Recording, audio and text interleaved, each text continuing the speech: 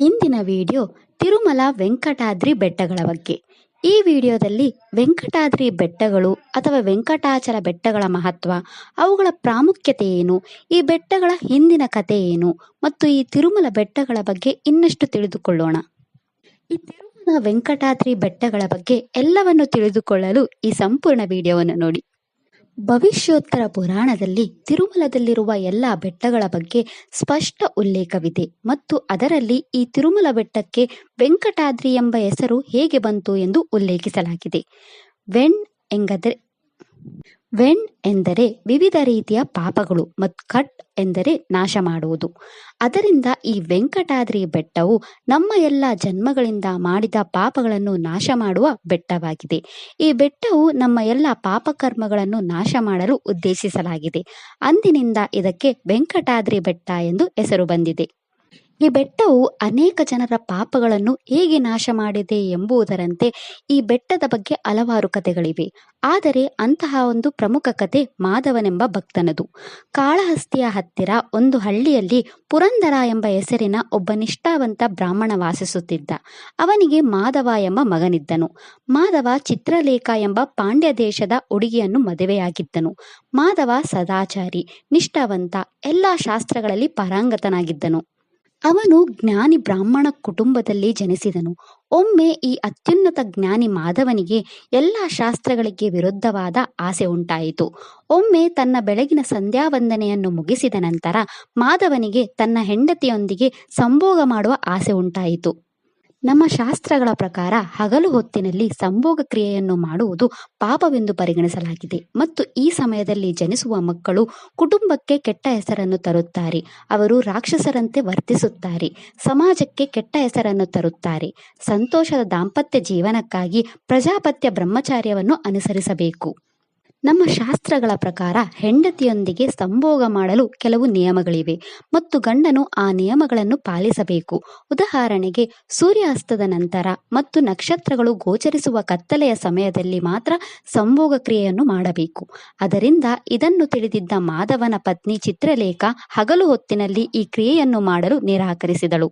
ಎಲ್ಲ ಶಾಸ್ತ್ರೀಯ ಜ್ಞಾನದಲ್ಲಿ ಪಾರಂಗತನಾಗಿದ್ದ ಮಾಧವನಿಗೆ ಈ ಎಲ್ಲ ನಿಯಮಗಳು ತಿಳಿದಿದ್ದರೂ ತನ್ನ ಪ್ರಾರಬ್ಧ ಕರ್ಮ ಕ್ಷಣಿಕ ಅಜ್ಞಾನದಿಂದ ಈ ತಪ್ಪನ್ನು ಮಾಡಿದನು.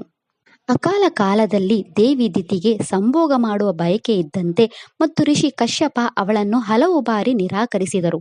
ಅವಳು ತನ್ನ ಆಸೆಯನ್ನು ಪೂರೈಸಿಕೊಂಡು ಲೋಕಕಂಟಕರಾದ ಹಿರಣ್ಯಾಕ್ಷ ಮತ್ತು ಹಿರಣ್ಯಕಶಿಪು ರಾಕ್ಷಸರನ್ನು ತನ್ನ ಮಕ್ಕಳನ್ನಾಗಿ ಪಡೆದಂತೆ ಕಶ್ಯಪ ಋಷಿ ಮತ್ತು ದೇವಿ ದಿತಿಯ ಕಥೆ ನಮಗೆಲ್ಲರಿಗೂ ತಿಳಿದೇ ಇದೆ. ಮಾಧವನಿಗೆ ಈ ಪ್ರಾರಬ್ಧ ಬಯಕೆ ಬಂದ ತಕ್ಷಣ ಅವನು ತನ್ನ ಹೆಂಡತಿಗೆ ತನ್ನ ಬಯಕೆಯ ಬಗ್ಗೆ ಹೇಳಿದನು. ಧರ್ಮನಿಷ್ಠೆ ಪತ್ನಿಯಾಗಿದ್ದ ಚಿತ್ರಲೇಖೆಯು ಅಕಾಲ ಕಾಲದಲ್ಲಿ ಈ ಕ್ರಿಯೆ ಮಾಡಲು ನಿರಾಕರಿಸಿದಳು.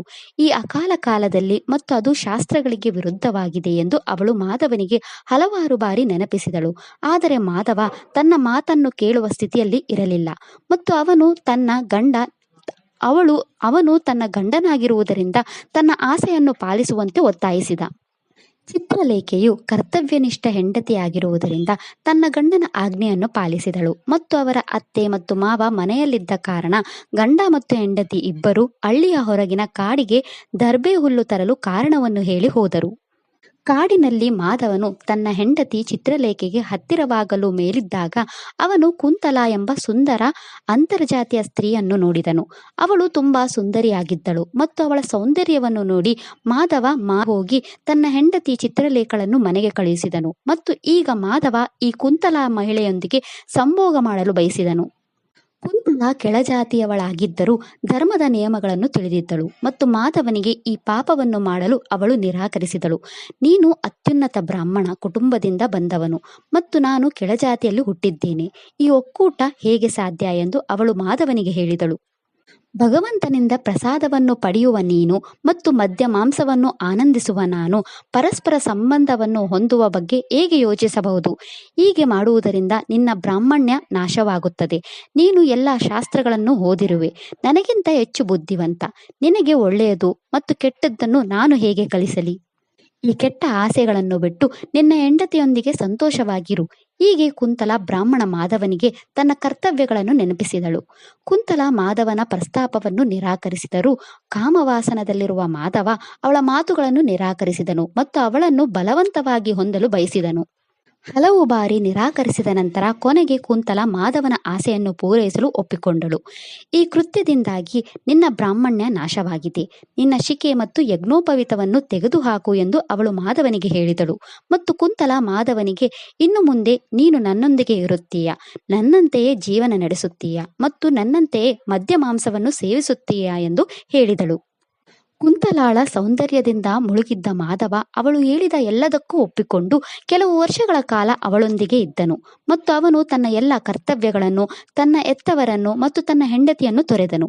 ಕುಂತಲಳೊಂದಿಗೆ ಇದ್ದಾಗ ಮಾಧವ ಎಷ್ಟು ಮಲೀಲ ಹೊಂದನೆಂದರೆ ಅವನು ಅನೇಕ ಪಾಪಗಳನ್ನು ಮಾಡಿದನು. ಕೆಲವು ವರ್ಷಗಳ ನಂತರ ಕುಂತಲಾಳು ಸತ್ತಳು ಮತ್ತು ಅವಳ ಮರಣದಿಂದ ಮಾಧವ ಎಚ್ಚರಗೊಂಡನು. ಇನ್ನೊಂದು ಪುರಾಣದ ಪ್ರಕಾರ ಈ ಕುಂತಲ ತನ್ನ ಹಿಂದಿನ ಜನ್ಮದಲ್ಲಿ ಮಾಧವನ ಹೆಂಡತಿಯಾಗಿದ್ದಳು ಮತ್ತು ಶಾಪದಿಂದಾಗಿ ಅವಳು ಕೀಳಜಾತಿಯಲ್ಲಿ ಜನಿಸಿದಳು ಎಂದು ಹೇಳಲಾಗುತ್ತದೆ. ಮಾಧವನಿಗೆ ಅರಿವಾದ ನಂತರ ತಾನು ಯಾವ ಪಾಪಗಳನ್ನು ಮಾಡಿದ್ದೇನೆ, ಈ ಪ್ರಾರಬ್ಧ ಏನು, ಅದು ನನ್ನನ್ನು ಈ ಪಾಪಕೃತ್ಯಗಳನ್ನು ಮಾಡಲು ಪ್ರೇರೇಪಿಸಿತು ಎಂದು ಪಶ್ಚಾತ್ತಾಪಪಟ್ಟನು. ನಾನು ಈ ಮಟ್ಟಕ್ಕೆ ಹೇಗೆ ಬಿಡಲು ಸಾಧ್ಯ? ನಾನು ಅನೇಕ ಪಾಪಗಳನ್ನು ಮಾಡಿದ್ದೇನೆ. ನನ್ನ ಜೀವನವು ಈಗ ಎಷ್ಟು ದುರದೃಷ್ಟಕರವಾಗಿದೆ.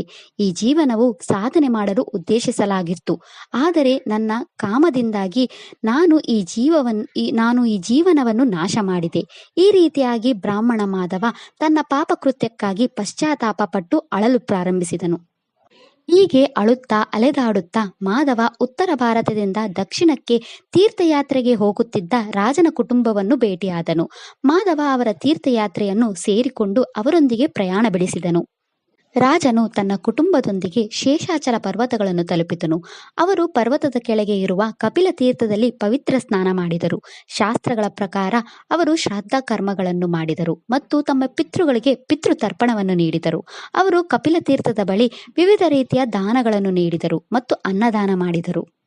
ರಾಜನ ಕುಟುಂಬದ ಜೊತೆಗಿದ್ದ ಮಾಧವನ ಬಳಿ ನೀಡಲು ಏನೂ ಇರಲಿಲ್ಲ ಮತ್ತು ಯಾವುದೇ ಶ್ರಾದ್ದ ಕರ್ಮಗಳನ್ನು ಮಾಡಲು ಅಥವಾ ಯಾವುದೇ ದಾನ ನೀಡಲು ಹಣವಿರಲಿಲ್ಲ. ಆದರೆ ಮಾಧವನಿಗೆ ಶ್ರಾದ್ದಕ್ರಿಯೆ ಮಾಡಲು ಶ್ರದ್ಧಾಭಕ್ತಿ ಇರಬೇಕು ಎಂದು ತಿಳಿದಿತ್ತು. ಮಾಧವನ ಬಳಿ ಹಣವಿಲ್ಲದ ಕಾರಣ ಮೃತ್ತಿಕೆಗಳಿಂದ ಪಿಂಡಗಳನ್ನು ಮಾಡಿ ಶ್ರಾದ್ದಕರ್ಮಗಳನ್ನು ಮಾಡಿದ. ತನ್ನ ಪಿತೃಗಳಿಗೆ ಎಲ್ಲ ಶ್ರಾದ್ದಕರ್ಮಗಳನ್ನು ಮಾಡಿದ ನಂತರ ಮಾಧವ ಶೇಷಾಚಲ ಪರ್ವತವನ್ನು ಹತ್ತಲು ಪ್ರಾರಂಭಿಸಿದನು. ಆ ದಿನಗಳಲ್ಲಿ ಜನರು ಕಪಿಲ ತೀರ್ಥದ ಅಂಚಿನಿಂದಲೇ ಶೇಷಾಚಲ ಪರ್ವತವನ್ನು ಹತ್ತುತ್ತಿದ್ದರು ಮತ್ತು ಆ ಕಾಲದಲ್ಲಿ ನಾವು ಈಗ ನೋಡುವಂತೆ ರಸ್ತೆಗಳು ನಿರ್ಮಾಣವಾಗಿರಲಿಲ್ಲ. ಅದರಿಂದ ಜನರು ತಿರುಮಲ ವೆಂಕಟೇಶ್ವರ ದರ್ಶನ ಪಡೆಯಲು ಶೇಷಾಚಲ ಪರ್ವತವನ್ನು ಹತ್ತುತ್ತಿದ್ದರು. ಮಾಧವ ಶೇಷಾಚಲ ಪರ್ವತವನ್ನು ಮುಟ್ಟುತ್ತಿದ್ದಂತೆ ಇದ್ದಕ್ಕಿದ್ದಂತೆ ಎಲ್ಲರಿಗೂ ಆಶ್ಚರ್ಯವಾಗುವಂತೆ ಮಾಧವನಿಗೆ ತೀವ್ರ ವಾಂತಿಯಾಯಿತು. ಶೇಷಾಚಲ ಪರ್ವತದ ಸ್ಪರ್ಶದಿಂದಲೇ ಅವನು ತನ್ನ ಹಿಂದಿನ ಜನ್ಮಗಳಿಂದ ಮಾಡಿದ ಪಾಪಗಳು ವಾಂತಿಯ ರೂಪದಲ್ಲಿ ಹೊರಬಂದವು. ಅವನ ವಾಂತಿ ಪರ್ವತವನ್ನು ಮುಟ್ಟುತ್ತಿದ್ದಂತೆ ಬೆಂಕಿಯ ಉರಿಯುವಿಕೆ ಉಂಟಾಯಿತು ಮತ್ತು ಅದರಿಂದ ಅವನ ಎಲ್ಲ ಪಾಪಗಳು ಸುಟ್ಟು ಭಸ್ಮವಾದವು. ಈ ಅದ್ಭುತ ಪವಾಡವನ್ನು ನೋಡಿದ ಎಲ್ಲ ದೇವತೆಗಳು ಅವನ ಮೇಲೆ ಪುಷ್ಪ ವರ್ಷವನ್ನು ಸುರಿಸಿದರು. ಈ ಬ್ರಹ್ಮಾಂಡದ ಸೃಷ್ಟಿಕರ್ತನಾದ ಭಗವಾನ್ ಬ್ರಹ್ಮನು ಮಾಧವನ ಮುಂದೆ ಪ್ರತ್ಯಕ್ಷನಾಗಿ, ಈ ಕಲಿಯುಗದಲ್ಲಿ ತಾನು ಸುಧರ್ಮನ ಮಗ ಆಕಾಶರಾಜನಾಗಿ ಜನಿಸುವನೆಂದು ಮತ್ತು ನೀನು ಈ ಕಲಿಯುಗದಲ್ಲಿ ದೇವಿ ಮಹಾಲಕ್ಷ್ಮಿಯ ಅವತಾರವಾದ ದೇವಿ ಪದ್ಮಾವತಿಯ ತಂದೆಯಾಗುವನೆಂದು ಮತ್ತು ನೀನು ಶ್ರೀನಿವಾಸನನ್ನು ನಿನ್ನ ಅಳಿಯನನ್ನಾಗಿ ಪಡೆಯುವ ಭಾಗ್ಯಶಾಲಿಯಾಗುವನೆಂದು ಹೇಳಿದನು. ಬ್ರಹ್ಮನ ಮಾತುಗಳಿಂದ ಪ್ರಸನ್ನನಾದ ಮಾಧವನು ಶೇಷಾಚಲ ಪರ್ವತವನ್ನು ಹತ್ತಿ ಸ್ವಾಮಿ ಪುಷ್ಕರಣಿಯಲ್ಲಿ ಸ್ನಾನ ಮಾಡಿ ವರಾಹಸ್ವಾಮಿ ಮತ್ತು ವೆಂಕಟೇಶ್ವರನ ದರ್ಶನ ಪಡೆದನು. ಶ್ರೀನಿವಾಸನ ದರ್ಶನದ ನಂತರ ಮಾಧವನು ತನ್ನ ದೇಹವನ್ನು ತೊರೆದನು. ಈ ಮಾಧವನ ಕಥೆಯು ಶೇಷಾಚಲ ಪರ್ವತವನ್ನು ಸ್ಪರ್ಶಿಸುವುದರಿಂದ ನಮ್ಮ ಹಿಂದಿನ ಜನ್ಮದ ಎಲ್ಲ ಪಾಪಗಳು ನಾಶವಾಗುತ್ತವೆ ಎಂದು ಕಲಿಸುತ್ತದೆ.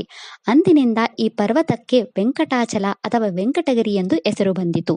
ವೆಂಕಟಾದ್ರಿ ಎಂದರೆ ನಮ್ಮ ಹಿಂದಿನ ವರ್ತಮಾನದ ಯಾವುದೇ ಪಾಪಕರ್ಮಗಳನ್ನು ಮತ್ತು ಪಾಪಗಳನ್ನು ನಾಶ ಮಾಡುವ ಸಾಮರ್ಥ್ಯವಿರುವ ಪರ್ವತ.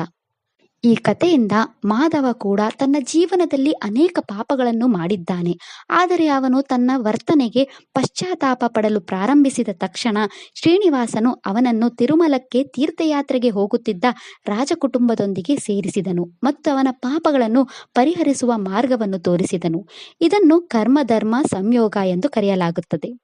ಪಿತೃಕಾರ್ಯ, ತೀರ್ಥ ಸ್ನಾನ, ನಾವು ಎಷ್ಟು ಭವ್ಯವಾಗಿ ಪೂಜಿಸುತ್ತೇವೆ ಅಥವಾ ಎಷ್ಟು ಹಣವನ್ನು ಖರ್ಚು ಮಾಡುತ್ತೇವೆ ಎಂಬುದು ಮುಖ್ಯವಲ್ಲ, ನಾವು ಎಷ್ಟು ಭಕ್ತಿಯಿಂದ ಇದ್ದೇವೆ ಎಂಬುದು ಮುಖ್ಯ. ಮಾಧವ ತನ್ನ ಹತ್ತಿರ ಹಣವಿಲ್ಲದಿದ್ದರೂ ಕಪಿಲ ತೀರ್ಥದಲ್ಲಿ ಶ್ರದ್ಧೆ ಭಕ್ತಿಯಿಂದ ಪಿತೃಕಾರ್ಯಗಳನ್ನು ಹೇಗೆ ಮಾಡಿದನೋ ಹಾಗೆಯೇ ಭಗವಂತ ನಮ್ಮ ಉದ್ದೇಶಗಳನ್ನು, ನಮ್ಮ ನಂಬಿಕೆಯನ್ನು, ನಮ್ಮ ಭಕ್ತಿಯನ್ನು ಪರೀಕ್ಷಿಸುತ್ತಾನೆ.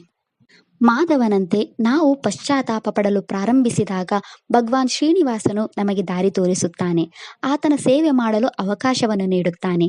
ನಮ್ಮ ಹಿಂದೂ ಧರ್ಮದಲ್ಲಿ ನಮ್ಮ ತೀರ್ಥ ಸ್ಥಳಗಳಿಗೆ ಭೇಟಿ ನೀಡುವುದು, ತೀರ್ಥ ಸ್ನಾನ ಮಾಡುವುದು, ಬ್ರಾಹ್ಮಣರಿಗೆ ದಾನ ಧರ್ಮಗಳನ್ನು ನೀಡುವುದು ಬಹಳ ಮಹತ್ವದಾಗಿದೆ. ಇದೇ ರೀತಿ ತಿರುಮಲ ಪರ್ವತಗಳು ಬಹಳ ಮಹತ್ವದಾಗಿವೆ. ಇಂದಿಗೂ ಲಕ್ಷಾಂತರ ಭಕ್ತರು ವೆಂಕಟಾಚಲ ಬೆಟ್ಟಗಳನ್ನು ಹತ್ತಿ ಶ್ರೀನಿವಾಸನ ದರ್ಶನ ಪಡೆದು ಶ್ರೀನಿವಾಸನ ಆಶೀರ್ವಾದ ಪಡೆಯುತ್ತಾರೆ. ಇದಿಷ್ಟು ವೆಂಕಟಾಚಲ ಪರ್ವತದ ಬಗ್ಗೆ. ಹರೇ ಶ್ರೀನಿವಾಸ. ಈ ವಿಡಿಯೋ ಇಷ್ಟ ಆದರೆ ಲೈಕ್ ಮಾಡಿ, ಶೇರ್ ಮಾಡಿ ಮತ್ತು ಚಾನೆಲ್ ಸಪೋರ್ಟ್ ಮಾಡೋಕ್ಕೆ ಸಬ್ಸ್ಕ್ರೈಬ್ ಮಾಡಿ. ಧನ್ಯವಾದಗಳು.